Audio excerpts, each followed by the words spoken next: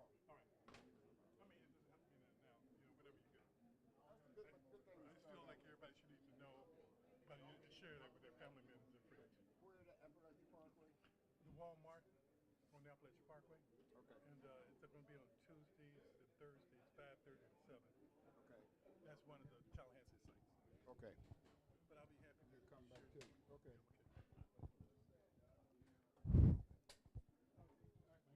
If I may have your attention,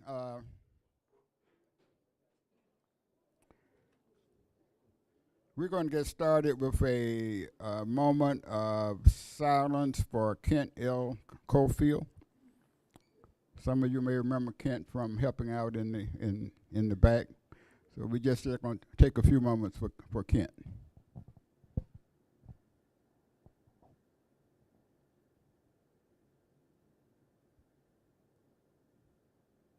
Thank you.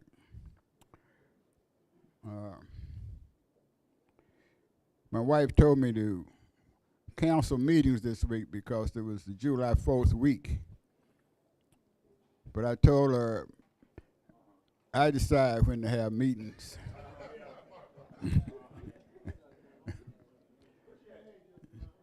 She was talking about people going on vacation and being away. And I said they may go on vacation and being away other times, but not when the 220 quarterback club is meeting. Yes, Tommy.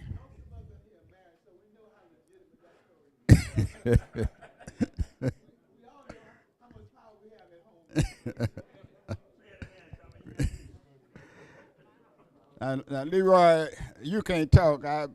I've seen you get ordered around. Y'all noticed that Wilma is not here today. She's a little bit under the weather. She said she'll see you next week.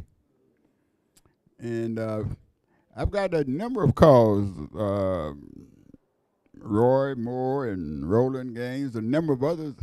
I guess there are some people still enjoying the July 4th. Yeah. I'm going to put in a new rule for next year.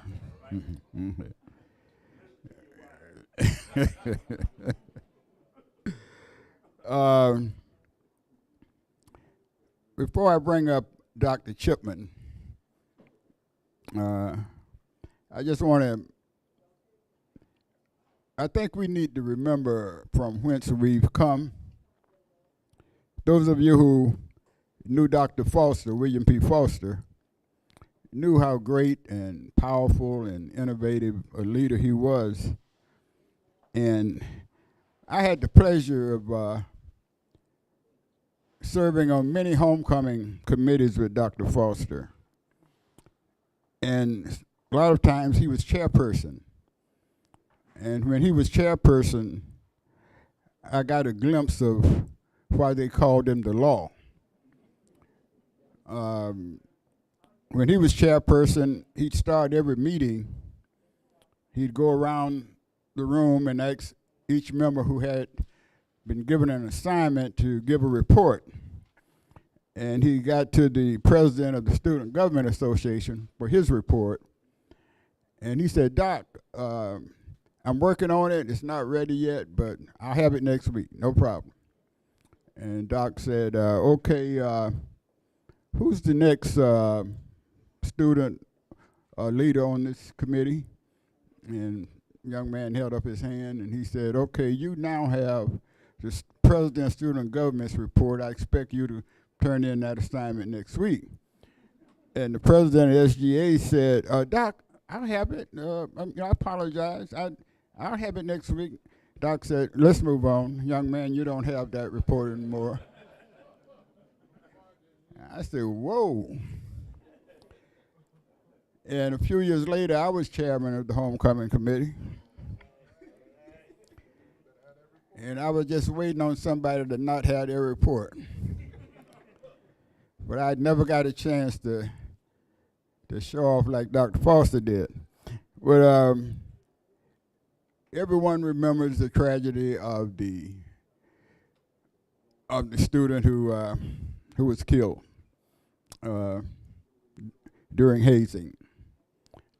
And a number of us felt that time that the band would never again be what it once was.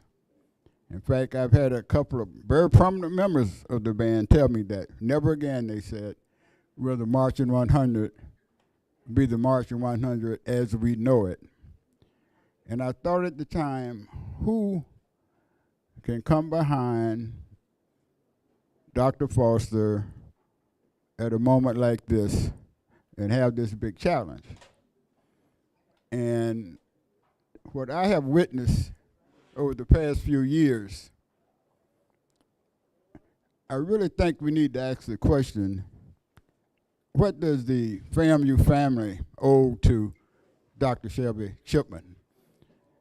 Because the Marching 100, I think, has achieved the same level of international acclaim and respect that it had in the past.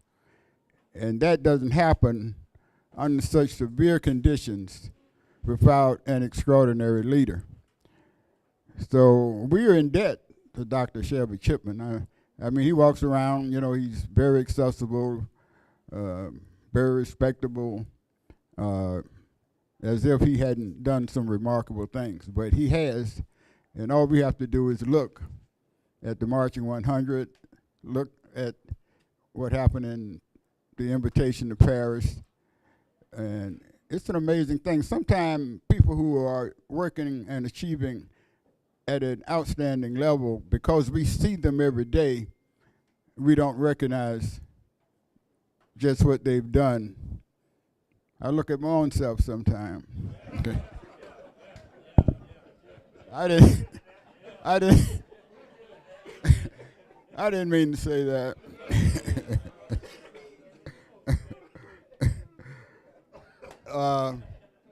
I was just throwing that by mistake. Harold, I'm gonna come back. I'm gonna come back to you. But right now, ladies and gentlemen, because he has a class at 1 o'clock, it is a great honor for me to introduce the director of bands, professor of music at Florida A&M University, Dr. Shelby Chipman. Thank you, Eddie. Thank you. Good afternoon, Rattlers. Man, it's proud to be a Rattler this day. Bonjour. Thank you, church member. Bethelite. I'm sorry. I'm sorry.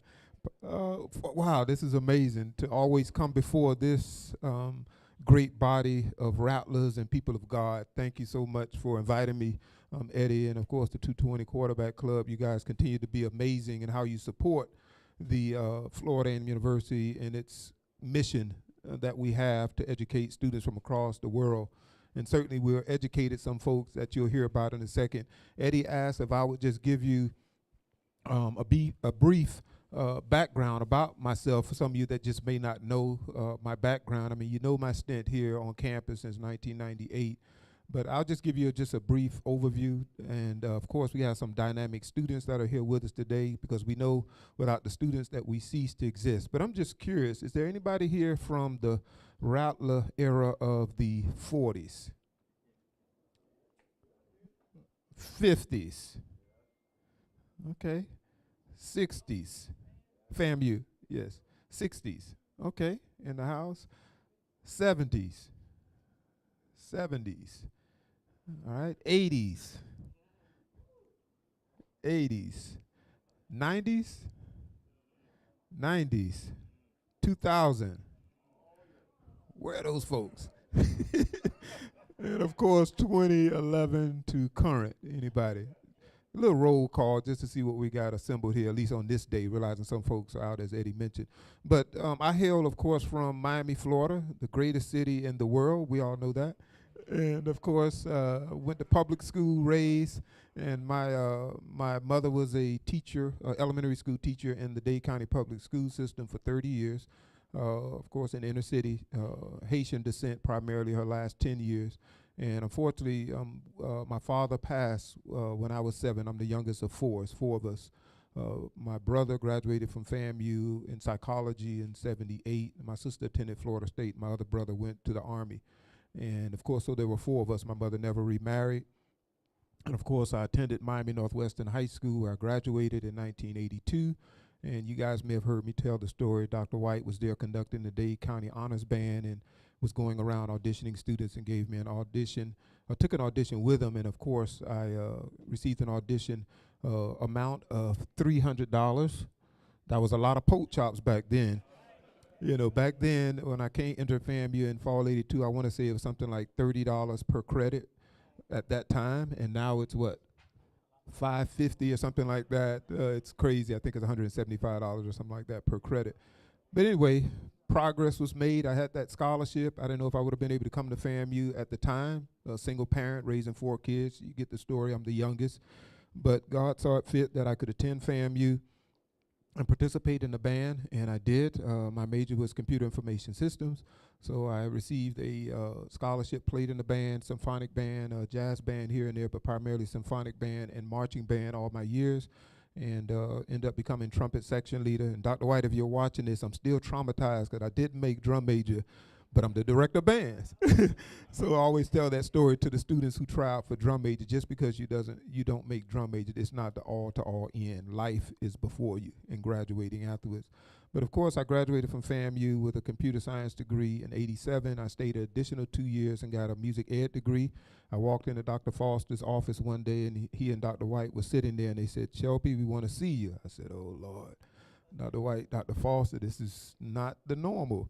You know, Dr. Foster, he was just that, as Ellis mentioned, he was just that person that you just looked to and you would speak to, you would have some conversations with, but most cases he did all the talking. And it was just he was just that statue of a person. And I know a lot of you know him from his days in Jake Gaither Park area where he resided with his wife Ann and others. And so you know the history of Dr. Foster and what he meant to this community. But anyway, during this conversation, I said, "Shelby, you've become student director, one of the first student directors that we have, or conductors, to conduct the band in the stands and doing pep band performances with Mr. Charles S. Bing." And he says, "We want you to consider, we know that you've been at FAMU a few years and you're ready to get out and work and make some money." And I did have a job offer with Merck company out in Seattle, Washington at the time. And so I had to decide if I wanted to pursue that or stay an additional 2 years. So I took a deep breath. And I told Dr. Foster and his wife, true story, I need to consult with my mom and whatnot because this would mean additional expenses, although they were going to give me some more in scholarship. So anyway, ended up making that decision to stay at FAMU additional 2 years and took 18, 19 hours of credit, because at that time, music ed degree was something like 164 credits. It was just crazy. Now it's back down to 120 and 132 credits. And so I got my degree and left FAMU. And I went down to Miami and started teaching at Miami American High School for 1 year as an assistant, and then the next 9 years at Miami Central High School, where I built the band from 80 pieces that I started with my first year. And they keyed my car and bust my window out because I was like Joe Clark, because they used to gamble in the band room. They used to beat up on the band members, and I was not going to have that. And so I'm this young, fresh college graduate coming down to Miami, my hometown, not my alma mater, and I just was not going to let those kind of thug activities to take place in the band room. And so anyway, they said, I guess they were going to show me. So they keyed my car, true story, and bust my window out my first week that I was at Miami Central High School. And so family and other people said, maybe you should get out of there. You don't deserve that. You have a degree. You got 2 degrees. Why do you want to withstand that? I said, there's a purpose that I have in life, and it starts with students. And so I stayed the course for 9 years. A lot of in-between things took place, becoming the district chairman of all Dade County band directors in Miami at the time. And my band ended up performing in the Macy's Thanksgiving Day Parade. So if you ever type in Miami Central High School Marching Band 1997, you'll see this big old green and white band, that I inherited and built to 275 people my last year, which was 1998. And so 1998 came, Dr. Foster announced his retirement. And at Quarterbacks Club, I think somewhere here in town, if the story serves me well, and so they started a search, and I ended up getting that position as assistant to the director of bands under Dr. White, who took over at the time. And of course, it's been a great ride as the assistant band director, learning from Dr. White, serving on multiple committees, and eventually getting my doctorate degree where I worked, well, master's degree from University of Illinois in Champaign-Urbana. Took us 3 summers to do that. And then eventually my doctorate degree from Florida State, where I finished up in 2004. And of course, my dissertation title was centered around at-risk students and how music and band programs encourage those students to stay in school. And so I surveyed 500 band directors on middle school and high school level in the state of Florida, randomly sampled, got a list from the Department of Education right up the street. You guys know the 14-story building. And I received something like 280 responses, which was considered pretty good out of 500. You know how those surveys can go. And so I found out a lot of data and information related to how middle school and band programs, high school programs save students and keep them in school. And so did articles after that, presentations, et cetera. And then of course, lo and behold, later on, Dr. White, of course, retired, and I worked alongside Dr. Sylvester Young, so I stayed at Florida A&M despite anything that may have occurred in terms of the suspension for a year, as well as other opportunities that I did have. I probably received at least about, I would say, 8 opportunities to work at other HBCUs and PWIs, even some of the well-noted ones out in the West, USC and others have contacted me, and I have not pursued any of them. The only school that I was close to, being honest with you, pursuing was Alabama State University. They did want me to really come there really, really, really bad, a great salary back in 2003, I think it was. But I did not pursue that. I didn't pursue that job either. But FAMU is where my heart is. And so, lo and behold, Dr. Elmira Mangum took over as president. And of course, I got a call that from her office, and she appointed me the director of bands in 2016. And so I don't know if you know that history, but that is how that happened. In 2016, I'm grateful to Dr. Elmira Mangum for hiring me as the director, appoint me as the director of bands during that particular time. And of course, I've been director of bands since, and we've done some amazing things, and I'll get to the Paris piece, but I do want to, again, thank the university. And of course, ultimately, when I first got here in 98, I should have mentioned Dr. Frederick Humphreys actually hired me. He created a position for myself as the assistant to the director of bands in fall of 1998, and I'm always indebted to Dr. Frederick Humphreys for creating that position. And of course, fast forward to where we are now. The band has performed in numerous circuits throughout the country, to include the Wind Symphony performing in Carnegie Hall in New York City. And I think I may have come before you at some point and asked you for a love offering for that back in 2015. And you guys graciously supported us in that. And Dr. Elmira Mangum at the time was president. She offset those expenses to fly to New York, and we had a great time performing in Carnegie Hall. And of course, later on, most recently, of course, the biggest performance would be our performance at our state festival, state professional development conference with the Wind Symphony in 2015. And then, of course, the Tournament of Roses Parade in 2019, where we took 270 students out there for just about a week and performed in the Rose Parade. Great time we spent out there, expanding our brand. And then most recently, Paris, France. I tell you, it's full circle. And I tell you, every time I think about that, when I picked up the phone that day, and you may have read the article or seen the initial piece that Vaughn Wilson put together for that, and it's a true story. I was sitting in my office, and it was May 31st, I think it was, and I picked up the phone and saw these digits, 44 space 6. And I say, what is this? It's another spam call. Here we go. Now, sometimes they get some choice words, then they really don't call you back. But I had on my good personality that day. So I said, you know, introduce myself, who I was and whatnot. And the gentleman said, this is Max Leader, and he's the talent production person with Louis Vuitton. And Dr. Chipman, we understand that you're the person to contact as the band leader regarding an opportunity for your students to perform in Paris, France for the Louis Vuitton men's summer fashion show. And I was like, really?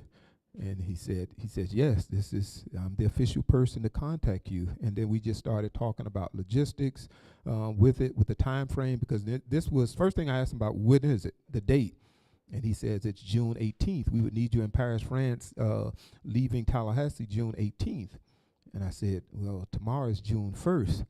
And so we laughed about that. But in my mind, I was thinking, oh, my God, logistics, just to go to the Florida Classic. I know what we have to go through in terms of logistics and getting the students and staff off campus. So it all turned out great. I immediately sent the email and notified Dr. Robinson's office and the provost and our dean and Mr. Sargent, our chair, et cetera, followed the protocol in that respect. And so we had multiple calls after that. And again, I have to say to everybody at Facebook and presence here, I have to give a huge shout out to my assistant director, Mr. Darrell Baker. He has a class he's in working on his master's at this time, so he couldn't be here. But I really wanted him to come and just talk about some of the logistical things, and I'll just kind of summarize them. But he did yeoman's work with putting this piece together. And so we started off with about, he said, what would it take to complement the 270 people? We seen all your videos. We knew that we wanted a HBCU to be there. The gentleman, Virgil Abdul, unfortunately he passed away, but he was artistic director of the Louis Vuitton presentations that they do, the winter show, et cetera. And unfortunately he passed at the age of 41 earlier this spring semester. And so, but he had a vision as to how he wanted the summer show to go, and their number one goal was to follow the vision that Virgil had with putting together this piece. And of course, the runway that you saw, I mean, it was just amazing to be in the Louvre. I mean, I was there in '89 when I had the opportunity to march with FAMU. Of course, that was my last performance. I had just finished my student teaching, and Dr. Foster invited a few of the alums who had just finished to march with the band in Paris, France in '89. And so that was an amazing experience. Of course, we stayed on the campus of University of Paris, and I think the Russian Army band, Russian band, stayed on that campus also in another dorm. And so that was interesting, of course, to march down the Champs-Élysées and the Arc de Triomphe and go inside of the Louvre that we got a chance to visit. The only problem we had with that trip, as we always say if you were in that band, is that the food wasn't great. We ate a lot of bread and water. So we all came back even thinner than we were. We went on the trip until, lo and behold, we found this McDonald's. And I've told this story before. We finally found a McDonald's one of those evenings about 3 miles from the University of Paris, and we all just went running. We just heard there was McDonald's. We went running, and it took them about, once we got there, true story, it took them about 3 hours to feed all the band members because we, went in packs. Dr. Foster always encouraged, and I even put it on the student itineraries now, always travel in groups of 3 or more. So anyway, we went down there, and we finally ate a good McDonald's meal, and it was great. But we still had that bread and water if we had to go to these rehearsals and whatnot. And if you've seen that video that Vaughn put out there, you see all the Parisians following the band because they did ask John Paul Gould, who came over to Tampa, the Tampa Classic at the time, to see the band against Bethune. And that's when they sealed the deal about us and decided to pay the $500,000 for us to go in '89. But it was a great venture, and full circle now to come back and be the director of bands, and you hearing my previous story and everything associated with it, and have an opportunity to get that phone call and it come to fruition. And I would say they probably spent somewhere in the neighborhood about $250,000. And so we started off with about 50 students, and he said, well, Dr. Chipman, we're gonna have to reduce it to 35 just because of where we are with budget, and we want to have you. And I wasn't gonna mess it up by saying, well, if we don't have 50 students, we ain't going, because I know he was gonna make that call or one of those other places that I will not name at this point. And so I just took that high road and decided on 35, and they agreed to 35. And so then I decided on the instrumentation, 2 piccolos, 2 clarinets, 2 altos, 2 tenors, et cetera, et cetera. And we came up with an ensemble that we thought would complement the Lindsey Sargent and Dr. Nicholas Thomas arrangements. And we started working on all the logistics with passports, and grateful to those individuals down in the Miami area, Frederica Wilson and her office, Senator, that is, to help us with expediting passports, as well as one of the groups in Atlanta. And so I would say out of the 35 students, there were probably about 22 of them that did not have active passports, and probably out of the 10 staff, probably half and half that actually had passports. And so they had to get those passports quick, fast, and in a hurry, and we were able to get that and put all the logistics together, and it just turned out to be an amazing trip with all the rehearsals, of course, working with Benji G, who was part of the artistic music director for the for the Louis Vuitton Association, and we are establishing good ties. He sent me a text even since saying thank you, thank you, thank you. And another gentleman by the name of David, who was over the logistics as relates to everything. They had somebody in the hotel where we stayed in the Holiday Inn, very nice hotel. And the students got a chance to do a little sightseeing. You probably saw one of the videos we put out there on one of the river boats. And it was the same river that we went down when I was in the band. I was looking at a previous videos. It was just a great opportunity in that respect. And I'll come back in a second, but I do want to provide first, before I kind of close some things out with the Paris trip and tell you a little bit about band camp that starts this Saturday, to have the students to come up and introduce themselves and let you know what it meant. First of all, you know, where they hail from and their instrument, and I'm just programming them, they already know. And so they'll let you know where they come from, why they came to FAMU, what they're doing now, and then something special about the Paris trip that they'll take and share with their students and any others that they might come in contact with. So first up, we'll bring our piccolo leader up, ladies first, of course, and she'll introduce herself. Thank you. Hello, everyone. Greetings. My name is Khadijah Walton. I am currently a fourth-year music education student from Miami, Florida, and I serve as one of the co-piccolo section leaders. So to me, being in Paris, I feel like we were all extremely tired, you know, getting off the plane and having to go straight to work. However, the whole experience to me was beautiful. It made me really realize what band I'm in. You know, we hear it all the time that we're in a marching 100 and we stand on the shoulders of giants, but now I feel like we are actually starting our own legacy, continuing the legacy that was brought up in Hubadoc, honestly, for starting the Marching 100, for bringing our band director here. And I just want to thank God as well. I felt like this trip really made me realize, you know, God is real. Look at the opportunities we are blessed with, although unfortunately, you know, back then there wasn't a hazing incident.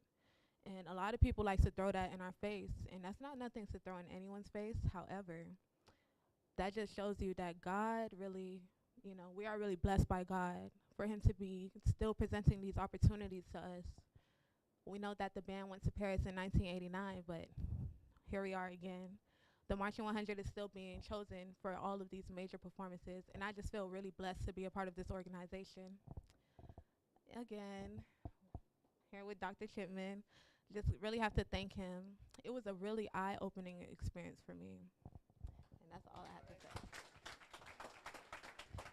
And Khadijah is bashful because she didn't mention to you, when you see the video, I think it's the one that's 25 minutes, she's the first person you're going to see. And so there was this production. We literally got off the airplane and we went to work, just as she said. And so there was we had to break things up, 2 different flights or maybe 3 different flights coming back, but I think 2 going over.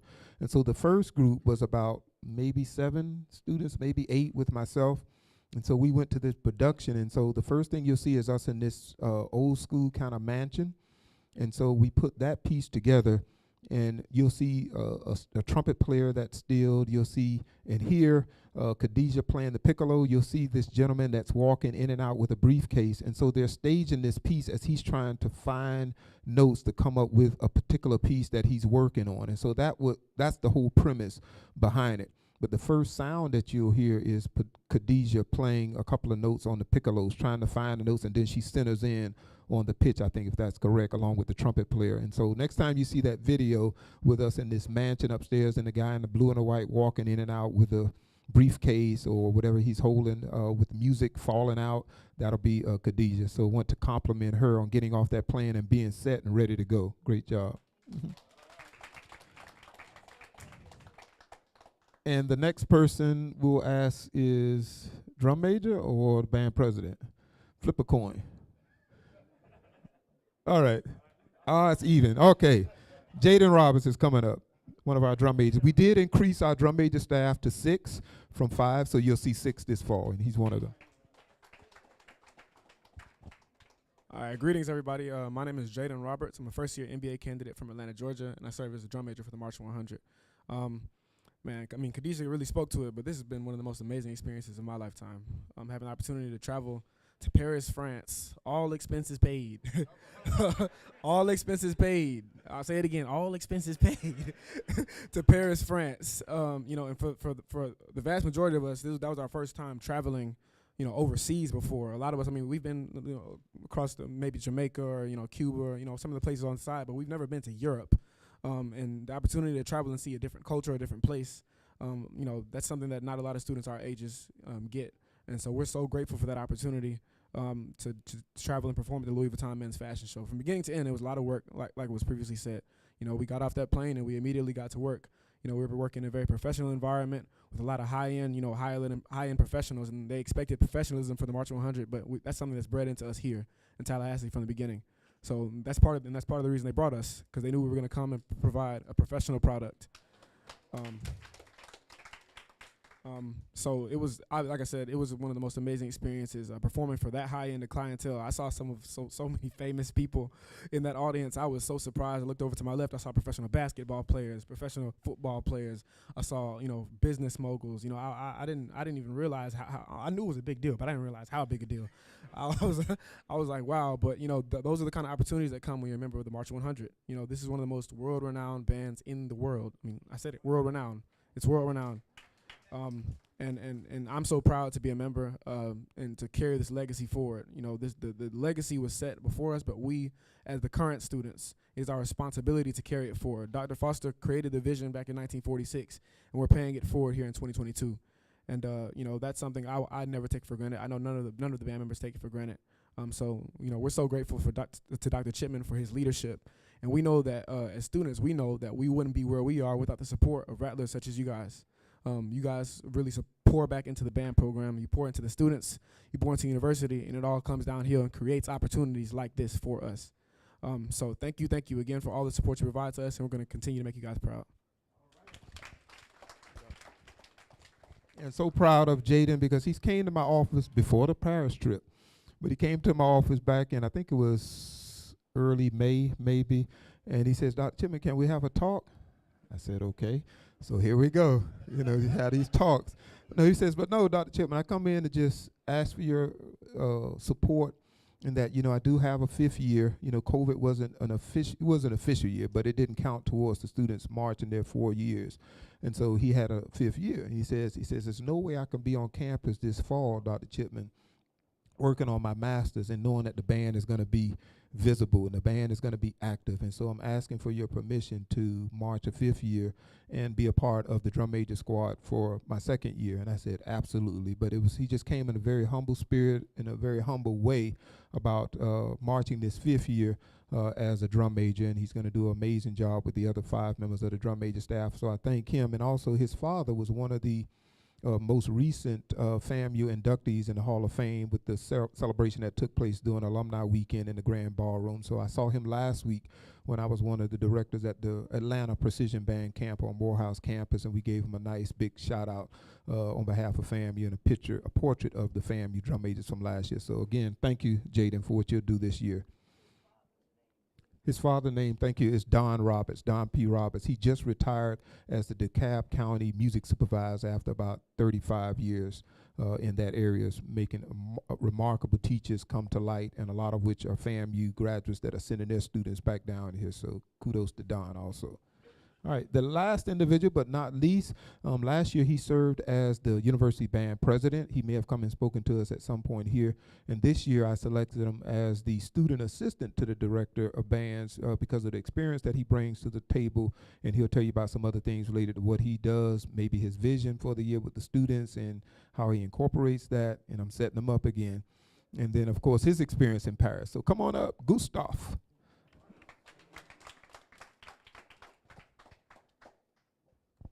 Greetings, everybody.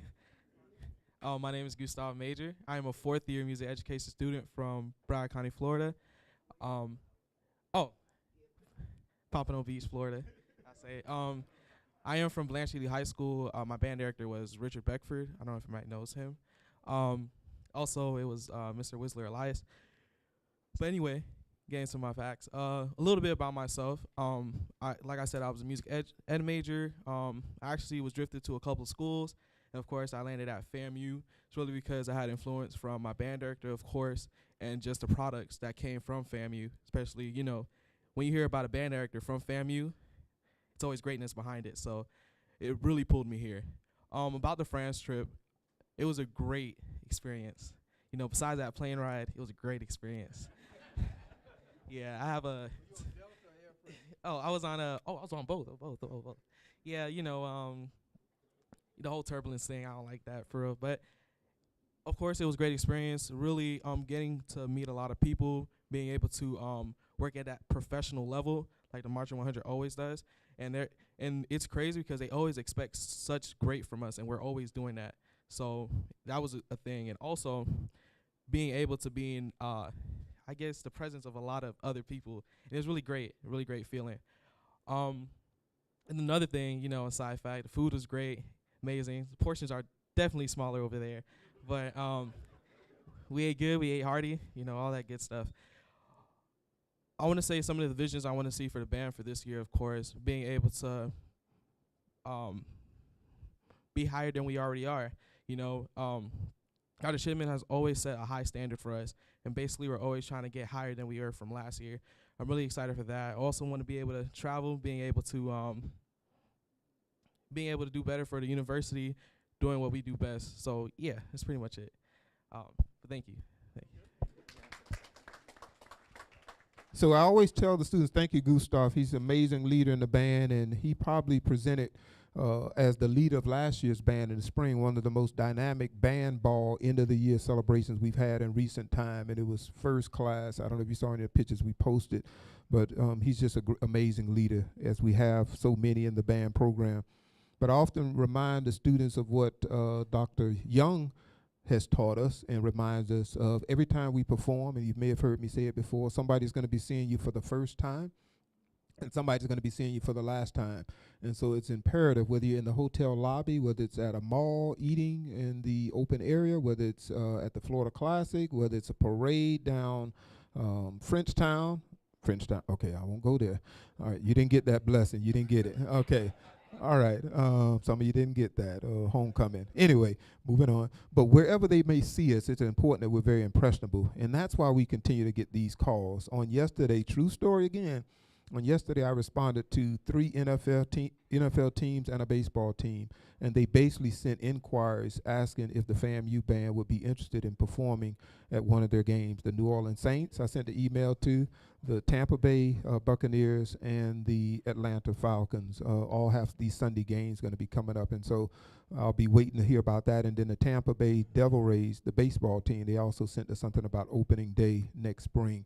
And so I'm just saying that to say we're still getting these calls, as one of the students mentioned to you earlier, and it's because of the good work, not only that we've done historically here in the band program, but certainly the rattlers that we have in place now and our student leaders that are doing an amazing job. We're getting ready for our summer band camp, and we're having these planning meetings and music rehearsals in the band room, and we have 600, say 600. We got 600 campers that are going to be here on campus this year for our summer band camp. 600. And they're coming from as far as California, Detroit, the Bahamas. I mean, they're coming from everywhere for this camp. And so we'll have a week of activities that are lined up, but the highlights include, of course, Saturday's orientation meeting in the band room with them and any parents that are still here at that time. And then we have just a cadre list of things that are taking place, from master class to marching band activities, symphonic band activities, talent night, the Be Out Day, the parade, which is on Thursday. Parade is on Thursday at 2 o'clock. It starts at corner of SBI, in case you're wondering about that. And it'll be posted out there if you follow our page. And then, of course, Friday we're having green and orange band competition. We're going to divide them up in 300 in green band, 300 in orange band. We're going to give them a second shirt that they'll wear for that on the patch. And that'll be at 7 o'clock for the parents that'll come back early in town. And then, of course, Saturday morning at 10 o'clock in the Al Lawson Center. It's free. Feel free to come out. and they'll do a pregame show similar to our pregame with the Rattler entrance and Slow One, et cetera, and United States Formation and Total Praise, et cetera, and then a halftime show, just like the 100 would, entrance, a drill, a ballad, and then a big dance routine, and then we have the awards presentation. And again, that's Saturday, July 16th at 10 a.m. in the Al Lawson Center, and it is free. And so we're excited about the campus because we know that's an opportunity for expanding our brand, but also we know recruitment-wise, it's an opportunity for, again, folks to be on our campus and see our university and walk around. And we have an orientation session with the students that are seniors in the class of 2023, and we'll orient them on things that are important in terms of grades, in terms of applying for financial aid, in terms of degree programs, and people are going to come to our recital hall and speak to those students. And we'll probably have in this class of 600, I'm thinking at least 130 or 40 that are in the class of 2023, and that's our recruitment right there for next year's band class, if we want to look at it like that. But we know this year's class, we're expecting about 120 students in the freshman class that are coming in class of 2022, and they'll be supplemented with any returning students that we're having. So before somebody asks, well, how many y'all going to have? Because that's always that magic question. We're not sure yet. We'll see when it happens when they arrive, but we're thinking at least 250 or higher is what we'll probably have this fall semester. It may be more, but I'm thinking it to be around that number. But we should have about 120 students that are coming in, which is good data in comparison to previous years. And we're really excited. Finally, we're really excited about this fall semester. And just so that you know, right now, the only games we're looking at traveling to are the Orange Blossom Classic game and the Florida Classic. That's as we speak today. So you hear it from the horse's mouth. If anybody should ask the question, that's what we are aware of at this particular day. It could change, but those are the games we'll be traveling to. And then, of course, we have the 5 home games in Bragg that we're looking forward to based on all the different themes for the different home games that they've come up with in the athletic department office. And then, of course, our Wind Symphony has been invited, the only HBCU, one of 12 groups that are going to perform in Athens, Georgia, on the campus of UGA on February 14th for the College Band Directors National Convention. And so that's another big deal, and kudos to our symphonic band program where the Wind Symphony will represent the university there. So we're excited about all of these activities coming up.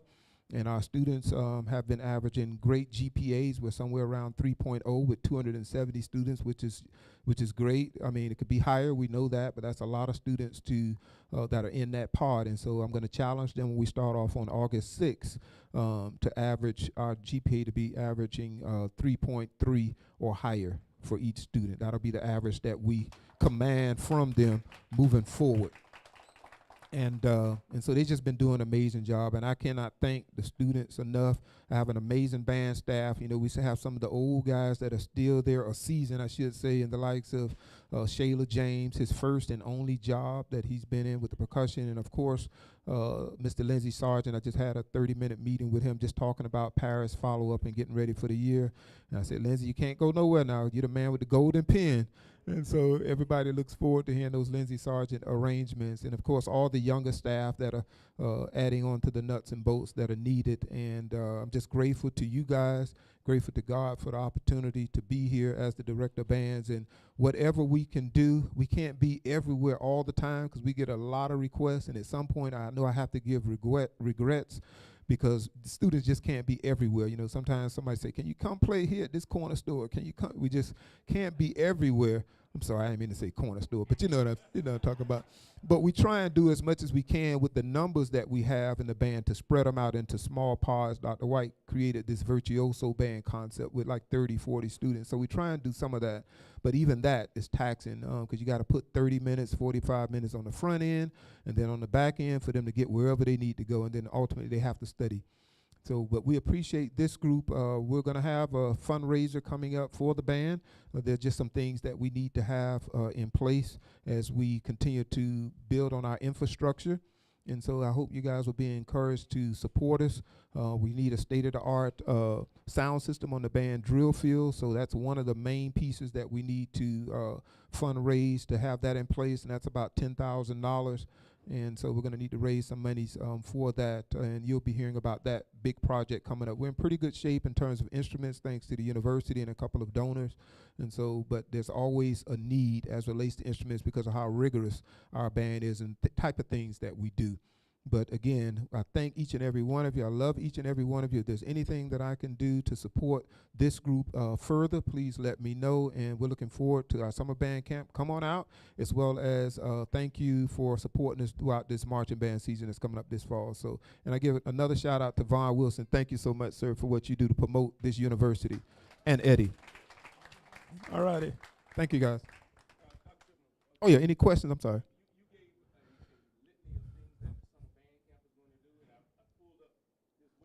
Yes.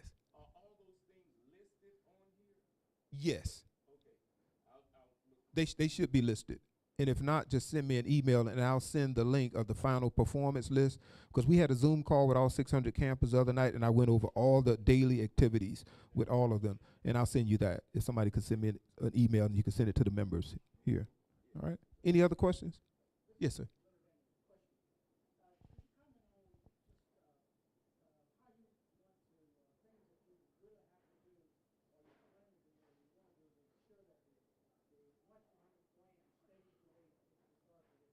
Yeah. Yeah, so I think we've demonstrated a lot of that with the kind of multiple kind of activities the students have been exposed to, such as some of our concert band events, our community outreach kinds of things that we're doing. We're getting calls from professional teams. You know, we just did the NBA All-Star game a year ago. I mean, so we're on those platforms. Now, the next phase to that, to your point, is making sure the public is aware of some of the things that we're doing, because that's one of the weak points, I'll be honest. I'll take responsibility for it, is our social media. Enough people don't know what's going on about the 100, some of the things I'm talking about here now, to include even the GPAs and whatnot that the students have and the graduation rates that we have. But certainly I think these noted performances that we are being invited to attend is helping to expand our brand. And I think as we expand the brand, more people are going to want to come to FAMU. I mean, I just announced 600 students are coming to a summer band camp, and these are middle school and primarily high school students. So that in itself lets you know that people are interested in what we have to offer. Well, because the band camp was only $175, the only scholarships we provided was the Julian E. White scholarship to return, and that's for a senior. But when we've had, so if you wanted to sponsor, you could. Yeah, because we have had some, like A.J. Richardson, he sent, I want to put his number out, he sent us $1,000 to support activities. You know, we'll have a slip and slide, we have water. We've had alumni people to support us in that regard with pallets of water, because I just put it out there back maybe a month ago, because we know we're going to need a lot of water for the campus throughout the week. And so you can provide donations that will help support things like that. Yes, Doctor.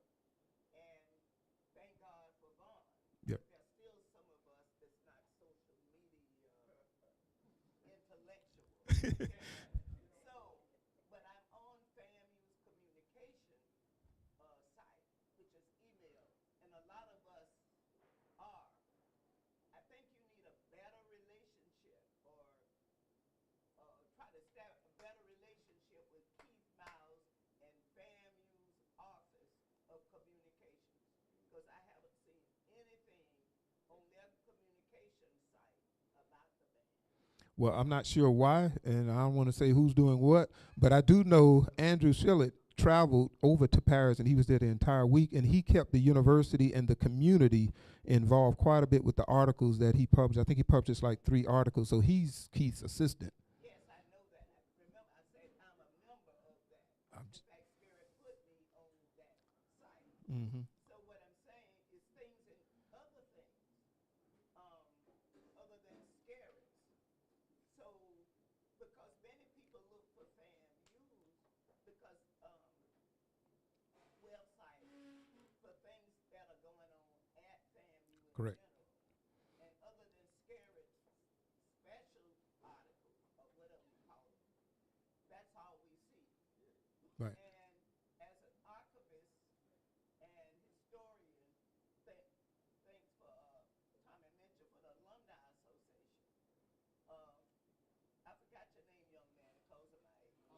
Gustav. I noticed that you younger students say that I'm from South Florida or Palm Beach County, etc. When I was coming up 50 years ago, only people who came from small towns, like I'm from DeLand, Florida, but I'm not gonna lie and say I'm from Daytona Beach, which is 2 miles away. They said that because they thought the town was too small. But you are from Pompano, so all of you should be um, proud of your hometown, and yours especially. Our boss here is from Jones High, which is still one of the active, functioning HBC high schools, whatever that could be, historically black high schools. And Blanche Ely is the other one. So you should be proud of that. In case you didn't know, Blanche Ely is historically black high school. Yeah, and I think Jones is what, the second oldest school in the state of Florida, something like that. But to your point, I get Ron in a second, but to your point, Doctor, I will say that we are working closer with the university, and I understand we're on the home page and things like that, and we are doing some things different. And he and I talked quite a bit, Andrew, that is, during the trip, about some of the kinds of things that we're doing and making sure they have our information and content to post. Dr. Chipman, I got a comment. Who designed the bank? Well, there's a question in the comment. Who designed the current uniforms that we have? So the current uniforms were designed back in 2017-18 by myself and a committee which consisted of current students at that time, alumni band members, and alumni. And I had different meetings in the band room, about 4 or 5 meetings prior to us ordering the final uniform. Well, I know Dr. Kinsey, Kinsey's helped pay for those uniforms. And growing up, 2 blocks on Young Street, 2 blocks from the band, the old patch, it was really a hard choice to go to those uniforms from the black ones with the snake on the back. But I got to tell you, the trip to Paris really showed that y'all got it right, because everybody might not know what that snake is, but so many times on the video they would show you all from behind, and it was just FAMU on. That's right. And we wanted, when we thought about that, to your point, we wanted to make sure the last thing anybody would see when the FAMU band is marching down the street, when the opposite side is there, whether it's the opponent, especially those that hate on it sometimes, for lack of better expression, is they going to see FAMU. And that was a part of the thought process we put in that. So thank you for that. Yes. And then I'll have to leave in about 2 minutes because I have a 1:15 class. I was sent to Pompano Beach. I never heard of it before. And I really appreciated MSNBC for the students who were interviewed. Were not saying, They were speaking intelligently. I was so proud of that. Thank you. Thank you. In some cases I did. In some cases they knew that any point in time when we had rehearsal, somebody may come up to you with a microphone. I did tell them that. Yes, Tommy.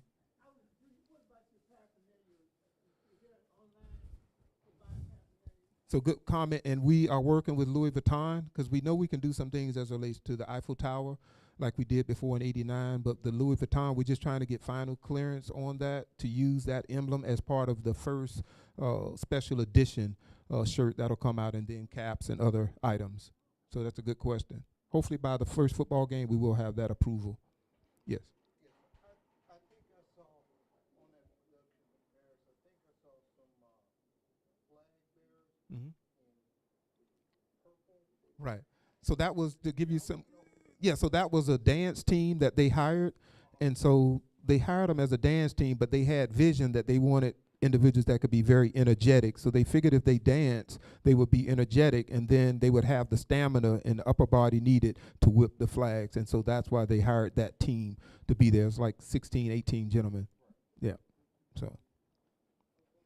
Well, thank you, everybody. I'll be back in the fall if Eddie invites me and you guys have us. But thank you again, and please acknowledge our students again. Thank you. Be blessed. Thank you, Doc. Thank you.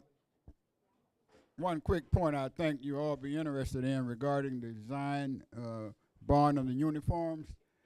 Since Jones High School colors are orange and green, you might want to be able to put Jones High somewhere.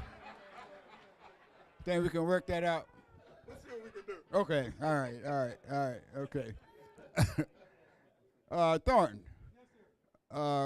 and a quick announcement, those of you who may still need a booster shot can get a $50 gift card at Walmart on Appalachia Parkway, the Walmart on Appalachia Parkway for the booster shot. Yeah, they'll give you a $50 gift card if you come by there for your booster shot. It's a program to try to incentivize people to get the vaccination. COVID is still alive. It is spreading. I had a friend on Have your attention, please.